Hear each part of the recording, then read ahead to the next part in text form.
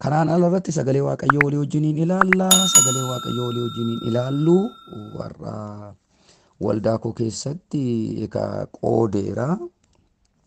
Karaa lamaanii, karaa mata duree lamaaniin kutaa kanarratti fayyadame.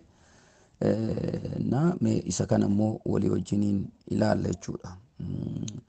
Ergaa Xiimotewos isa lammaffaa boqonnaa 3 lakkoofsa 1 hanga 9 kan jiru sagalee Waaqayyoo walii wajjin dubbifnee walii wajjiniin kadhannee dhaga sagalee Waaqayyoo qabaabsinee qooddanna. Guyyoota gara dhumaatti yeroon sodaachisaan akka dhufu guyyoota gara dhumaatti yeroon sodaachisaan akka dhufu hubadhu. Namoonni warra ofittoo, sassattoota, of jajoo, afuufamoo, arrabsituuwwan, warra abboota isaaniif haadhota isaaniitiif hin abboomamne, galata hin qabne, warra wanta qulqullaa'aadhaan morman hin ta'uu jedha.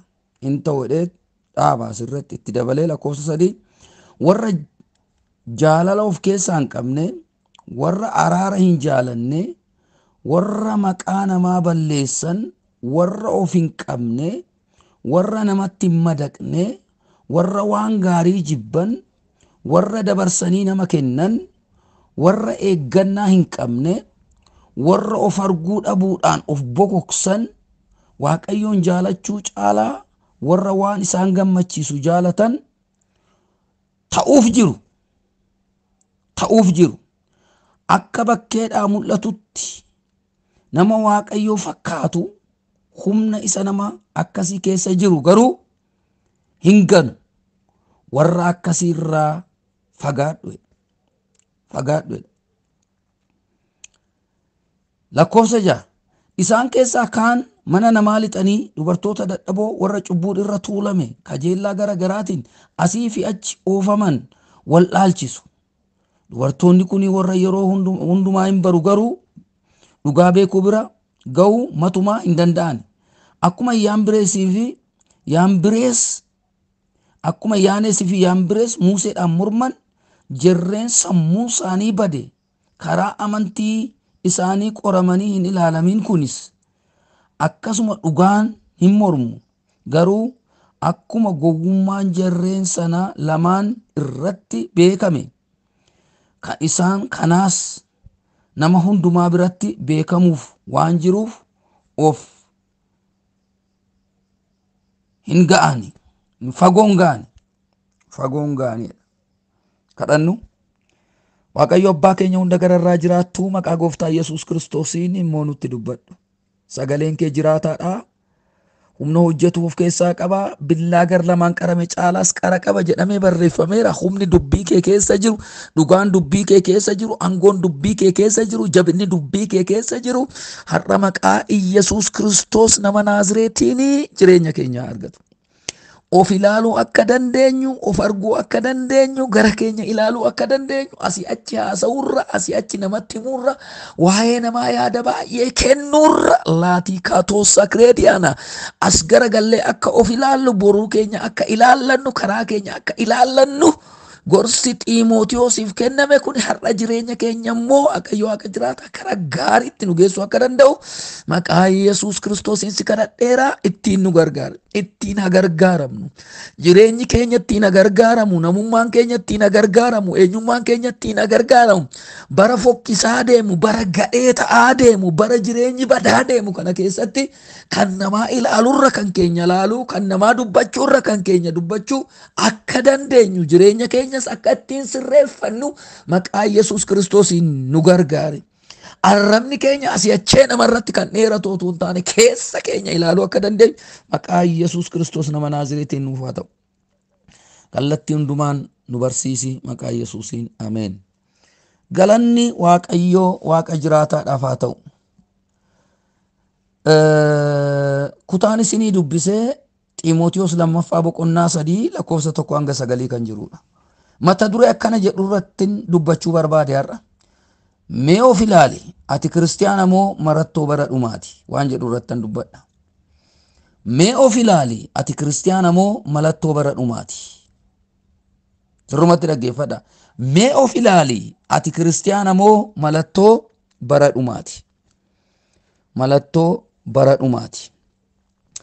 Galanni Waaqayyo Waaqa jiraataadhaaf haa ta'u. Egaa gara keenya akka ilaalluudha ergaan koo irra.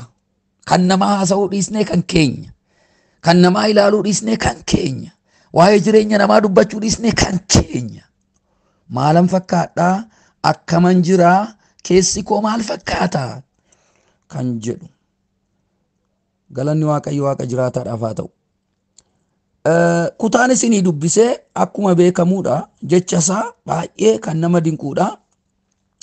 Phaawulostu Xiimootiyoosiin gorsa kennaa jira.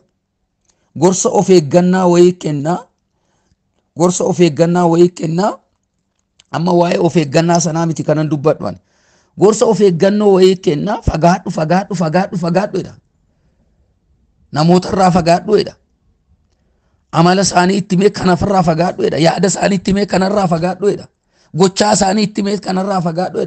Gochaa, amala, yaada. Waan ulfaataadha jarreen sadan kunu. Isaan kana yaadaan ka'eet irraa fagaadhu. Sababa qaba. Anamma sababa sanarratti xiyyeeffadheen dubbachuu barbaade har'a. Akkana jedha Phaawulostu lakkoofsa 1 irratti. Guyyoota gara dhumaatti yeroon sodaachisaan akka dhufu hubadhu.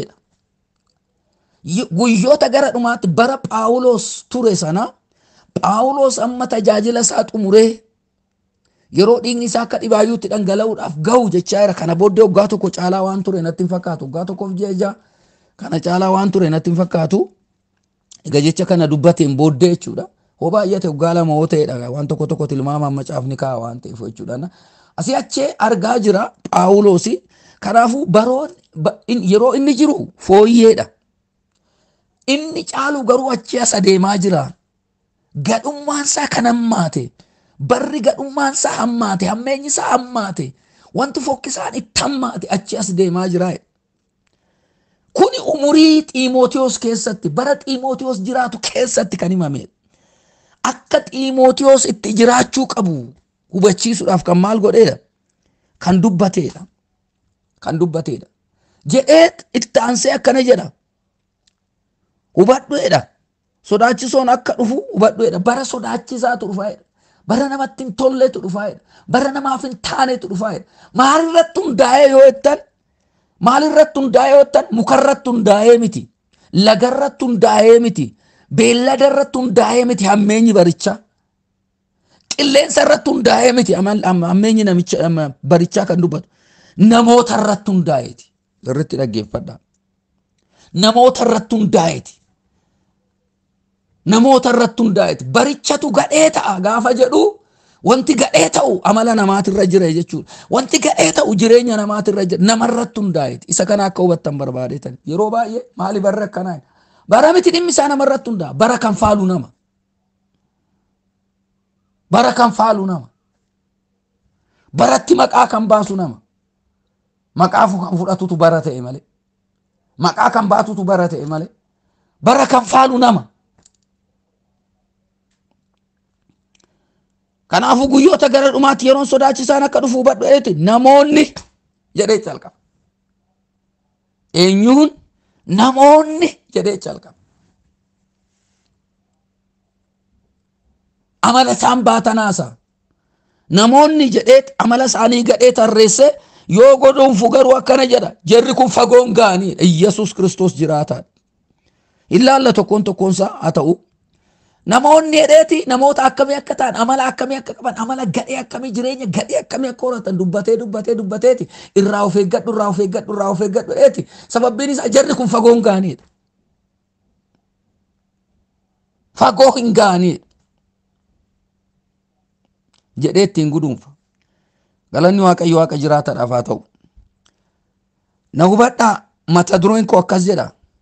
Mee of ilaali ati kiristiyaana moo malattoo bara dhumaati jedha mata dureen koo. Galanni Waaqayyoodhaaf haa ta'u. Egaa yaa ilaallu kaa namoota kan.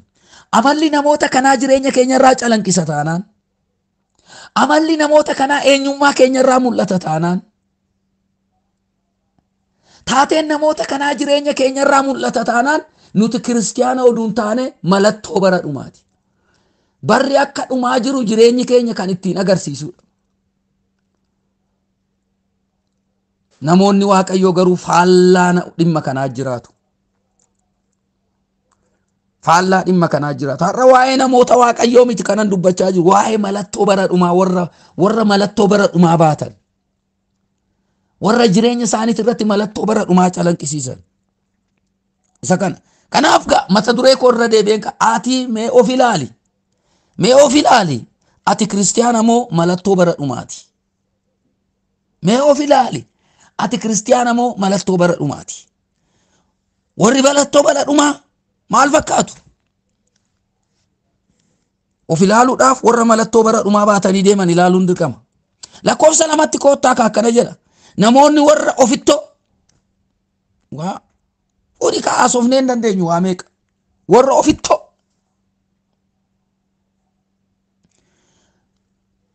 ofittoo kanaan wal qabatee wanti wal qabatu dinqii ofittoo sassatoo walitti hidhama. Ofittoodha sassatoo ofiif hin xinneessani. Ofiif homa achi gara alaatti garuu sassatoo waa hixachuutti garuu sassatoo. Kanaaf ofittoodha jarri kun. Isaanii taanaan hin guutu. Isaanii taanaan arjoomuun daangaan qabu isaaniif yoo ta'e. Isaaniif taanaan tiksiin kenni jedhu hamman qabu. Isaaniif taanaan kennaan tiksiin arjoomi jedhu hamman qabu. Isaaniin taanaan garuu hin ta'u sassatoo. Harka namaarraan quufanii harka isaaniitii homaan ba'u. Na hubadhaa. Harka namaarraan quufanii harka isaaniitirraa homaan ba'u. Namarraa waa fuudhuun dadhabanii achii xachuun beekan. Kuni amala guddaadha. Kanaasaa jiru waa'ee biyya lafaa miti warra mana Waaqayyoo keessa jiran. Tajaajiltoota baranaa dabalatee kan ilaallatu jechuudha.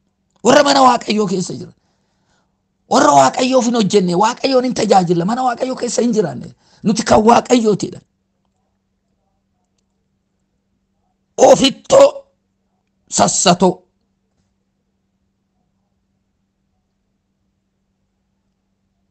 Hin quufanii namarraa fuudhuu hin beekani achii xachuu. Warra amala akkasii qaban. Namoonni akkanaa jirra taanaan nuti kiristiyaanota oduu hin taane malattoo bara dhumaati. Barri dhumuusaa warra calanqisiisaa jirruudha jireenya keenyaan. Macaafni qulqulluun faallaa kanaati ka warra kiristiyaanota. Ofittoo bakka jedhutti keenya gad of deebisoodha. Sassatoo lafa jedhutti kan keenya arjoomuudha. Malattoon nama Waaqayyoo. Arjoomuudha malattoon nama Waaqayyoo. Gad of deebisuudha malattoon nama Waaqayyoo. Kan isaan kanaa garuu akkas miti. Ofittoodha. Ofittoodha. Faallaan ofittoo namaaf yaaduudha. Faallaan ofittoo namaaf yaadu nama biraatiif yaaduudha. Ofirra warra kaan caalchisuudha. Ofirra warra kaan caalchisuudha. Sassatarra arjoomuudha. Itti dabalee akkas jedha of jajoo afuufamoo. Wal cinaa deema kunis of jajoo afuufamoo. Lamaan isaanii kuni xinnoo ishee garaagarummaa qabu. Of jajoo jechuun waan ta'e hin godhu waan godhan sanitti garuu jajamuu barbaadu. Maqaan akka itti laatamuu barbaadu. Ani kanan godhe, ani kanan hojjedhe, ani kanan godhe. Akka dibbeen rukutamuuf barbaadu yeroo hundumaa kun hin taane taanaan hin dallan. Maqaan isaanii akka gadi taa'uun barbaadan, maqaan isaanii akka himamu, akka haasa'amu barbaadu. Ittuu gaafa hammaatu immoo afuufamoo ta'u. Afuufamoon immoo waan hin jirreen of bokoksuu duwwaa bokkisuu jechuudha. Waan qabanii waa hojjetanii illee ishii innumtuu immoo ta'uun barbaachisu. Phaawulos nu warra waan godhaan hin jedhan goonu warra homaan waa'ee hin baafneedha nu yeedha. Waaqayyotu nu keessatti dadhabe nu keessatti hojjeteedha.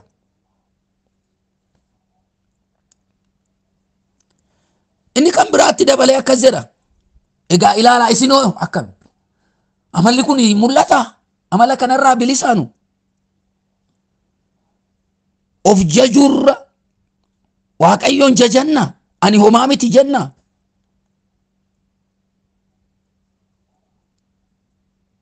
Ofin tullu ofin kaafnu ol. Inni kan bira arrabsituuwwan. Baay'ee namatti ulfaata. arrabsituuwwan warra abboota isaanii fi haadhota isaaniitiif hin abboomamne. በጣም ከባድ ነው። afaan isaanii arrabaan kan guutame,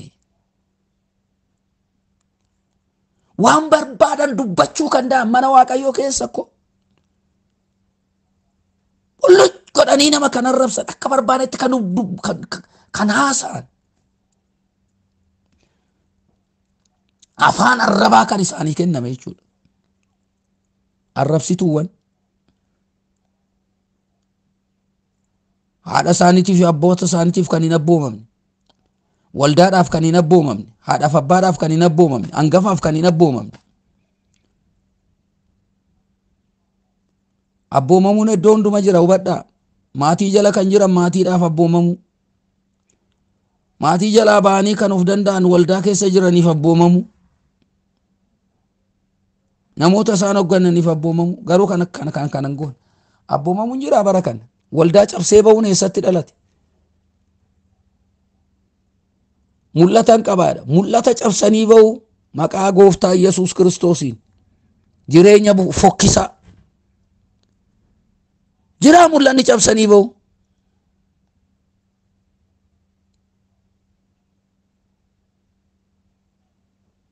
Waaqayyoon waa fayyisu. abboomamuun aarsaarra caalaadha. cabsinee baanee eenyutu immoo boru nu abboomama yoo cabsaa jiraanne malee. eessa dhaqxa inni yoo cabsaa jiraanne malee. nama nu harkaa ba'uu hin dandeenyen nu jalatti bula. cabsinee baanee nama bulchiina hoo jenne nama nu harkaa ba'uu hin dandeenyen nu jalatti bula. isa irratti of tuullee sodaachisnee doorsisnee jechuudha. abboomamnee mul'atattoo baanee garuu kan nuuf abboomamutu baay'ata. ati eenyu? kiristaana moo malattoo bara dhumaati?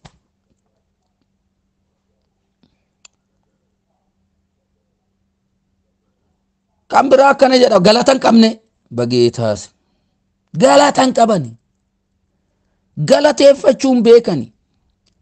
isaaniin ala kan biraa waan gaarii godha jedhanii yaadan warra wanta qulqullaadhaan immoo mormaniin ta'uudha. kana duwwaayyuu miti, warra wanta qulqullaadhaan morman in ta'uudha. qulqullummaatti jiraachuu, Waaqayyoon sodaachuu, qajeelummaa, gad of deebisuu, garraamummaa jettee gaafa dubbatte isaaniin ta'u sirratti wal ijaaru. sirratti wal ijaaru.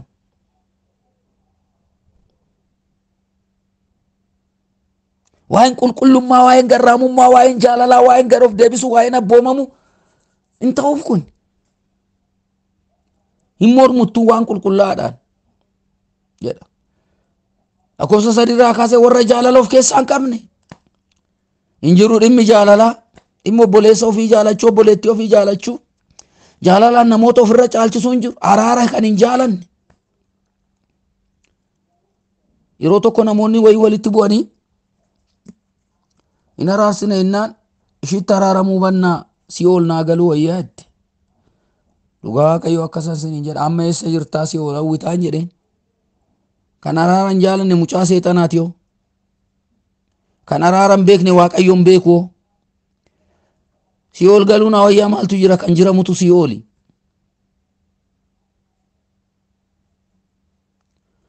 warra maqaa namaa balleessanidhatti dabale. warra ta'e jedhanii hidhatanii maqaa namaa maal godhan? balleessan. warra maqaa namaatti dhoqqee dhooban, nama fayyaa, nama nagaa, fedhiin isaanii waan hin guunneef, barbaachi isaanii waan hin taaneef, ofii waan barbaadan waan hin argatiniif, yaanni isaanii waan hin milkaa'iniif warra maqaa namaa balleessan.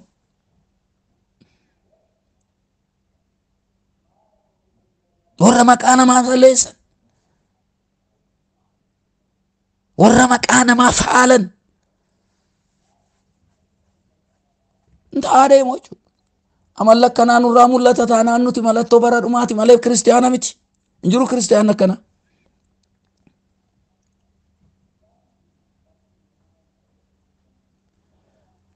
warra of hin qabneedhatti dabale.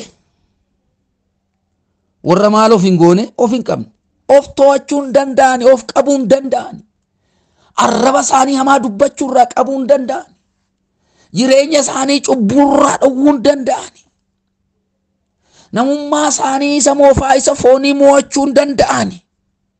Hin danda'an warra of qabuu hin dandeenye.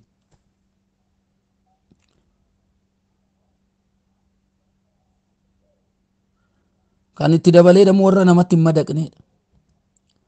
Namatti hin madaqne jechuun bakka karaa ofii isaaniitii faratan malee karaa waan walitti hidhatuun hin taane.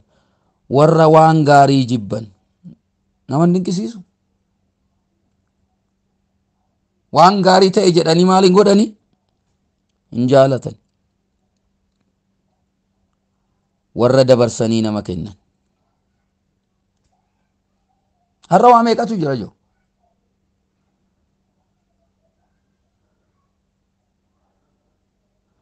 Maqaa nama meeqaatu bade waan hin jirre waan wanti barbaadan wanti fe'an hin ta'iniif. Badiisatti rakkina meeqatti wal dabarsee wal kennee beeka namni mana waaqaa keessa taa'e. Warra eeggannaa hin qabne, warra of arguu dhabuudhaan of bokoksanii sila dubbadheera jedheeti wanti ulfaataan inni kan biraa. Waaqayyoon jaalachuu caalaa warra waan isaan gammachiisu jaalatan ta'uuf jiru. Eenyuun jaalachuu caalaa? Waaqayyoon jaalachuu caalaa waan isaanitti tolu. Waan Waaqayyo caalaa isaanitti tolutu jira jara kana. Kadhannaa caalaa kan isaanitti tolu, dubbifachuu caalaa kan isaanitti tolu, Waaqayyoon of abboomamuu caalaa kan isaanitti tolutu jira. Kan Waaqayyo kan lafa isaan keessisutu jira.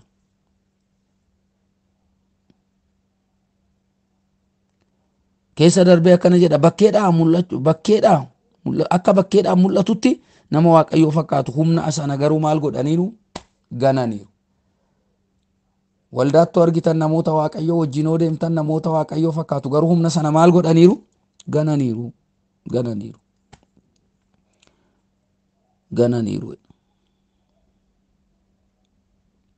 Isaan keessaa kaan mana namaa lixuudhaan jedhee dubbata Phaawulos innaa kaa'u mana namaa lixuudhaan dubartoota dadhaboo cubbuun irra tuulan.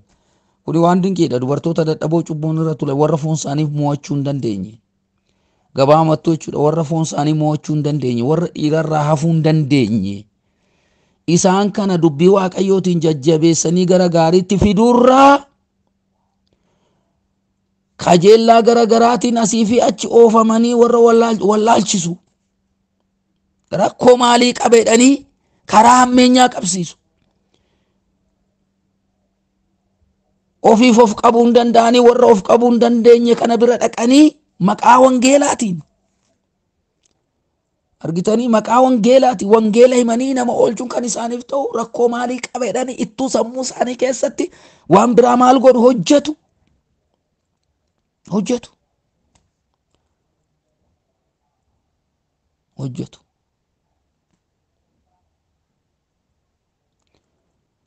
Kanaaf akkas jedha Phaawulos jarreen kun warra sammuun isaanii badeedha. Lakkoofsa 8 dhattanii olaantan.